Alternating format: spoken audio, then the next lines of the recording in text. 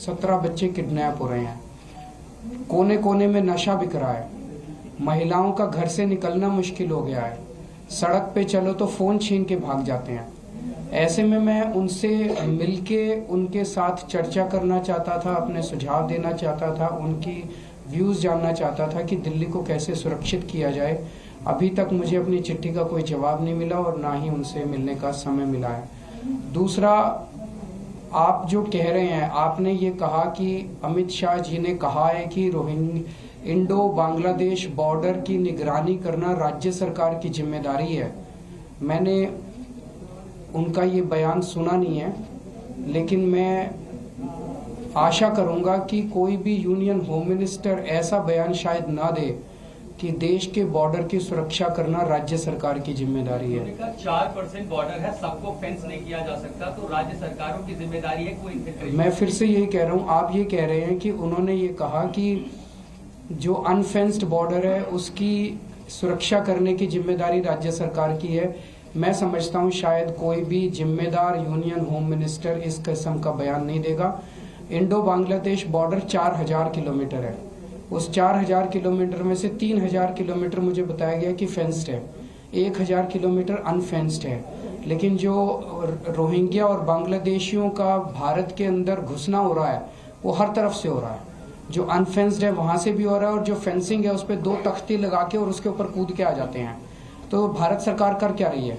क्या भारत सरकार खुलेआम ये एक्सेप्ट कर रही है कि वो देश के बॉर्डर्स की सुरक्षा करने में नाकाम है? पहली चीज तो ये है कि वो बॉर्डर क्रॉस कैसे कर रहे हैं, और दूसरी चीज बंगाल से या असम से दिल्ली कैसे पहुंच रहे हैं।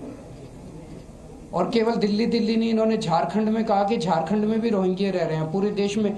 तो क्या उनको सुनियोजित तरीके से वहां से ट्रांसपोर्ट करके देश के अलग अलग भागों में बसाया जा रहा है?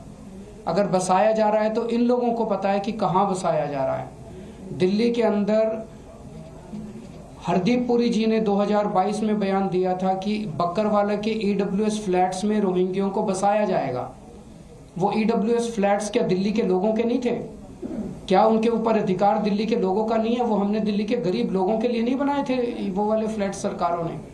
अगर हमारे हक के फ्लैट, हमारे हक के बिजली पानी, हमारे हक के नौकरियां अगर बांग्लादेश से ला के इलीगल इमिग्रेंट्स को दिए जाएंगे तो दिल्ली की जनता कहां जाएगी? Thank you. Kejriwal ji joining के ऊपर बात करेंगे। लगातार बीजेपी के नेता ज्वाइन कर रहे हैं, आप आम आदमी पार्टी का कुल दिल्ली के सारे अच्छे लोग ज्वाइन कर रहे हैं। और जैसा मैं हमेशा कहता हूं, मेरा एक सपना है कि एक दिन दिल्ली के 2 करोड़ लोग, सारे कांग्रेसी, सारे बीजेपी वाले, सारे लोग आम आदमी पार्टी में शामिल होंगे। Thank you.